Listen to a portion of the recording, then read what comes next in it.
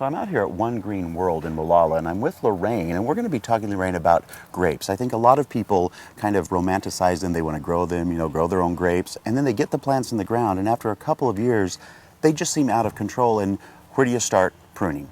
Well, there's really just a couple of principles involved in pruning grapes.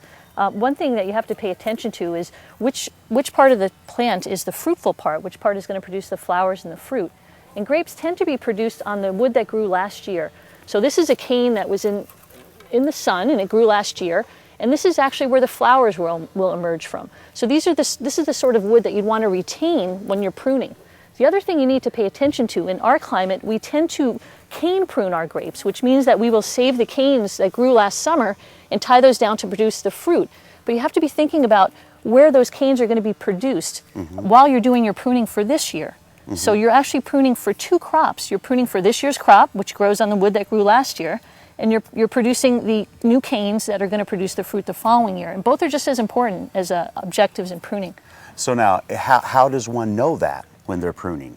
Well, I mean, if I say that I want to get the fruit this year, but I want to plan for next year, that seems simple enough, but where would I go in this cacophony of branches here to really do a good job? Well, again, another key principle in pruning grapes and also things like kiwis, sun-loving vines, is the most fruitful wood will be produced in areas that get the most sun. Okay. So you want to be thinking about leaving pruning cuts where buds will be able to grow this following summer in full sun, because those will produce the most fruitful canes the following year.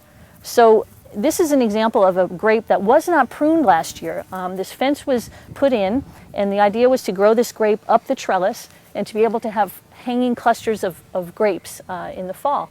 And we missed a year of pruning, which is pretty common for a lot of homeowners. Sure. And then you're left with kind of just a big tangle of vine, and it's a little challenging to figure out where to start. And one of the things I tell people to think about is, where do they want their plant to grow? Where do they want to harvest the fruit? And you can see there's a lot of growth down in this area, which I really don't want to have to harvest fruit from. It's hanging too low. It's not going to be very pretty. So one of the things you would just do is just remove all the fruit from down in that area.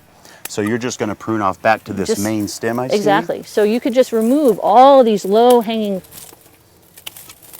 shoots that really aren't doing much except just making a tangle of vines. And Lorraine, I'm assuming, again, just for clarification, the reason you're doing that is because your design on this specific grape is you want it to be up high along the top of the arbor. That's if you're the objective. doing like a 3-foot high and a 4-foot high stretch of them, then of course you would prune a little differently, just depending on how you want your grapes to grow. That's the objective. Now, these are probably still going to grow next year though, right? Absolutely. You'll just have to cut them off. Yeah, one of the things to realize about grapes, even if I was to cut this grape down all the way down to the ground, there's lots of buds that you can't see that are sort of buried under the bark that will emerge and grow new shoots. So you're not going to be killing it if you make a mistake. It's really almost impossible to over prune a grapevine. Nice. Well, that's a comfort for people like me that get intimidated by pruning grapes. Now, if I want to say save this, I think this was the limb that you showed us was going to be that you were going to save and it would have growth on it. Would I just tie that up to the top of the trellis then? Sure, you could do that. And ideally, you would have these sorts of canes being produced up on the trellis itself. We haven't quite gotten to that point in our training of this vine yet.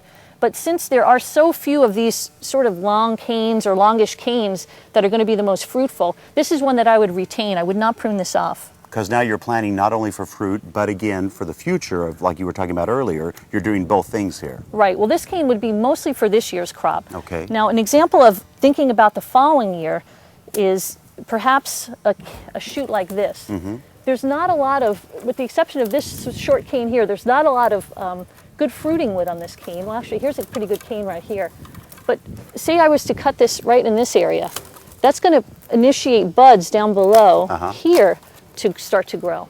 And then these buds, hopefully, that are buried, you don't see them, there's actually buds here. Hopefully these, being in full sun, will produce shoots that then next winter, as I'm pruning, I can tie down for next year's crop. Well, there's so much information that One Green World has about it. I would certainly invite you to go to their website, or better yet, come out. They are open to the public too as a retail store. Get some information, buy your grapes, get them started, and I'm sure that you're going to have a successful crop with someone like Lorraine here giving you all the wisdom she has. Thank you so much, Lorraine. Thank you.